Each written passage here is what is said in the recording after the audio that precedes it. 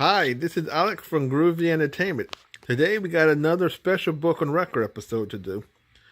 Today's book on record is Superman, Tomorrow the War from 1976. So let's get started. And before we get I think I would have enough time to flip the pages.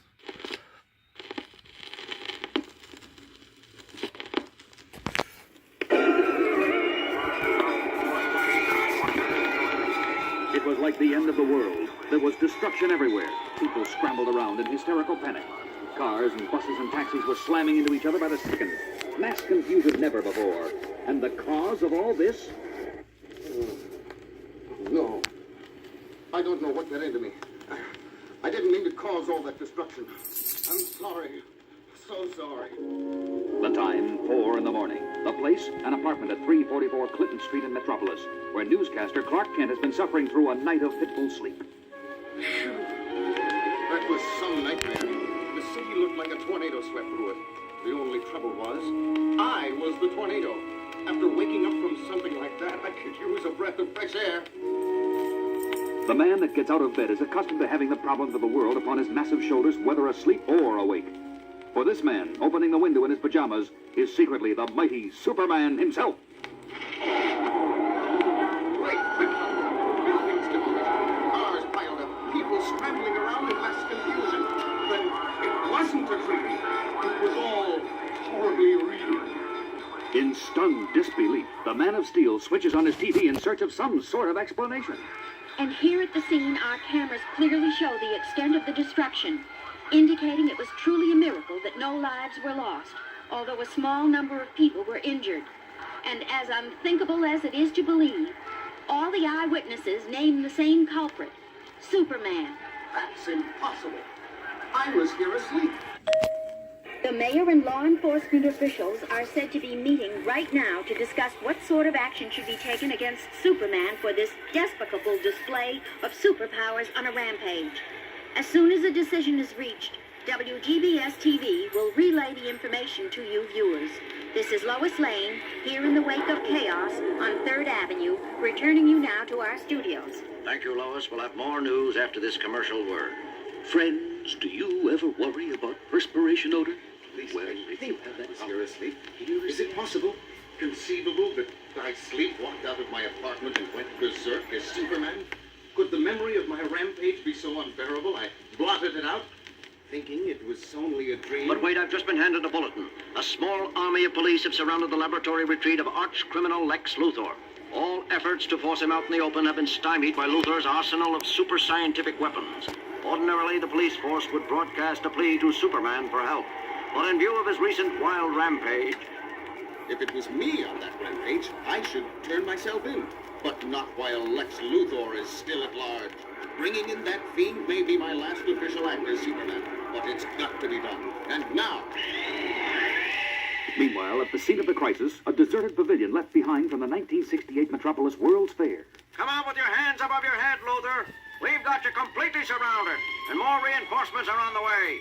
You can call in the entire police force of Gotham City while you're at it, but there's no way any of you can break through the impenetrable force field I've projected around the pavilion. No way!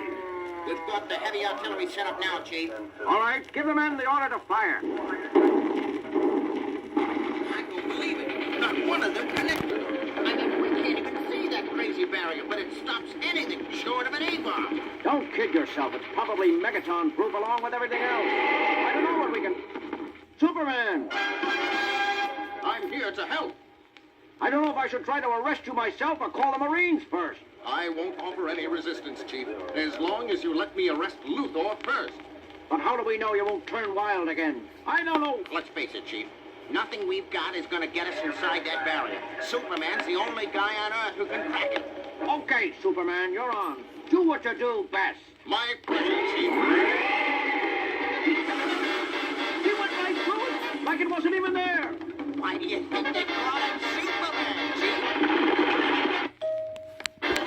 Glad you could make it, Superman. I've been expecting you. What kind of no good are you up to this time, Luthor? And what's the purpose of the big gizmo sending a ray beam up into space? That gizmo, as you put it, has been steadily stripping away a certain vital layer of the Earth's atmosphere for weeks now. What are you doing? Melting your infernal machine into a puddle with my heat vision. But it's too late, you caped fool. The damage has already been done. What was it, Luthor? The ionosphere? The ozone layer? No. It was something not even you have heard of, Superman. The Zota layer. But you'll never see it for yourself. My machine has destroyed it. You deluded maniac! But don't be alarmed. No one on Earth will be harmed, at least not directly. The only person who was protected by the Zota layer was you. You've got exactly 3 seconds to start making sense. There's a peculiar type of radiation out there that not even you are immune to, Superman. It affects your mind whenever you relax or go to sleep. Turns you into a wild man and makes you go absolutely berserk. Great Scott! The destruction tonight in Metropolis. That's right, old foe, it was you. And with the Zota layer gone, you can bet it will be happening a lot more often.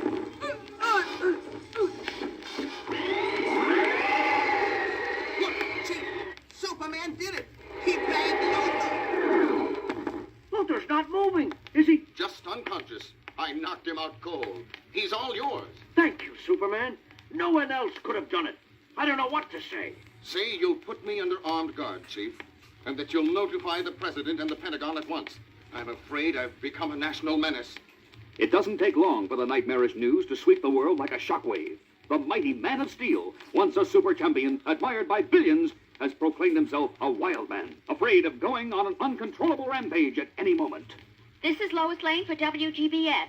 Ordinarily, Clark Kent would be delivering this newscast, but being such a close friend of Superman's, he has been too upset to report in for work. And that is easy to understand considering today's top story. President Fairlane spent the morning in conference with the nation's top scientists to discuss perhaps the greatest problem mortal men have ever had to bear, the fate of Superman. And even as a distressed Lois delivers her grim newscast, the chief executive and the mightiest man on Earth are having a somber conference in the Oval Office of the White House. People are afraid. Everyone knows now about the Zota layer and what can happen now that it's gone.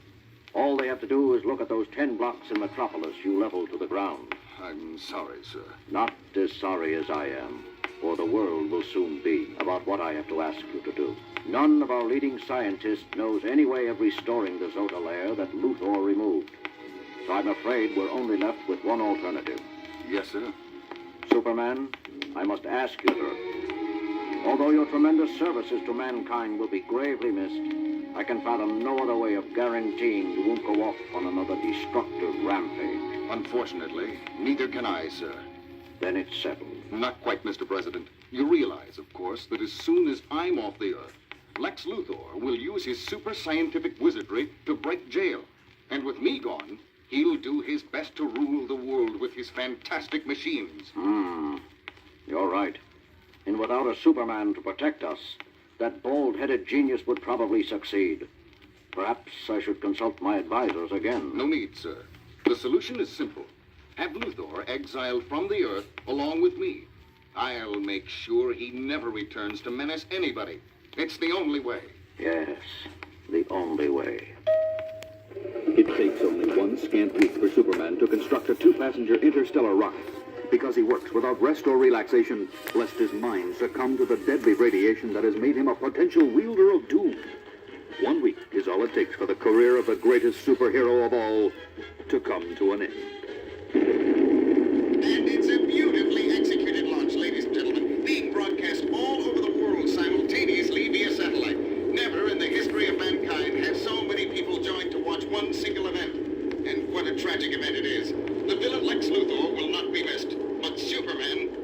Watching Superman leave is the greatest loss the human race has ever faced. How we will wear the We'll be free of Earth gravity in another 9.7 seconds.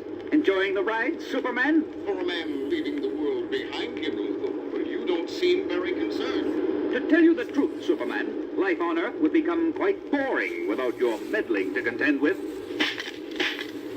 Superman, you're breaking your straps. You're not supposed to get up until we finish climbing through the atmosphere. Well, you see, old fool, I've just changed my mind.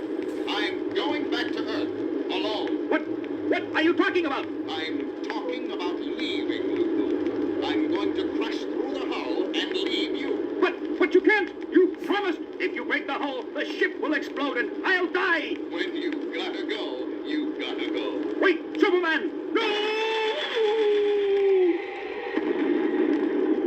later at the White House, as the news of the spaceship's destruction reaches a dismayed President Fairlane by phone.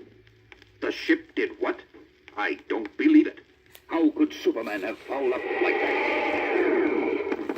Superman, what are you doing back here? What did you do to Luthor? Nothing. Yet. As if you didn't know. But they told me you abandoned the ship. Left Luthor to die in space. I left an android in space. An artificial duplicate of Luthor. Exact in every detail. Except one detail. Its building neglected. When we were taking off, the fake Luthor was completely unaffected by the force of the G's on takeoff as we broke free of the Earth's atmosphere. The real Luthor would have shown the stress on his face. Incredible. But if Luthor wasn't in that ship, where is he? Nice try, Luthor, but you're just not presidential material. What are you saying?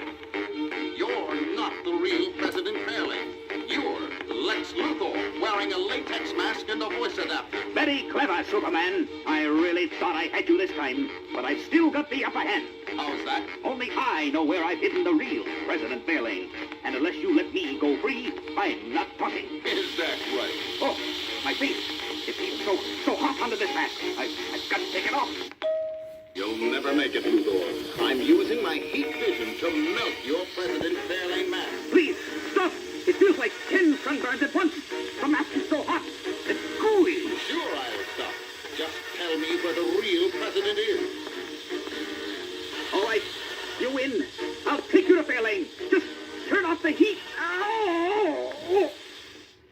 The next day, after President Fairlane is safely back in his office and Lex Luthor is safely behind bars, let's join Clark and Lois. I don't get it, Clark. If there never was a Zodalea in the atmosphere, what was that machine in Luthor's hideout Superman destroyed? It was really a dream projector. Luthor beamed it at Superman's head when he flew overhead on patrol. And that night, he dreamed he went on a rampage. But there really was a rampage. 10 blocks were leveled. By a Superman android Luthor created with very limited strength. That's why Luthor chose 10 blocks that were mostly condemned buildings and ready to come down anyway. Clark, why is it you're so incredibly well-informed when it comes to Superman? Just doing my best to stay on top of the news, Lois. Don't worry. One of these days, a scoop will come your way. Wait and see. Just for that, Clark Kent, lunch is on you.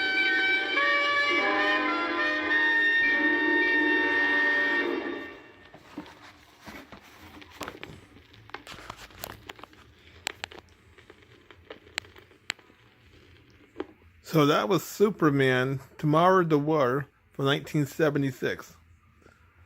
And that was a hard book to try to hold and flip, but we got through it. So please like, subscribe, share, and comment, and have a groovy day.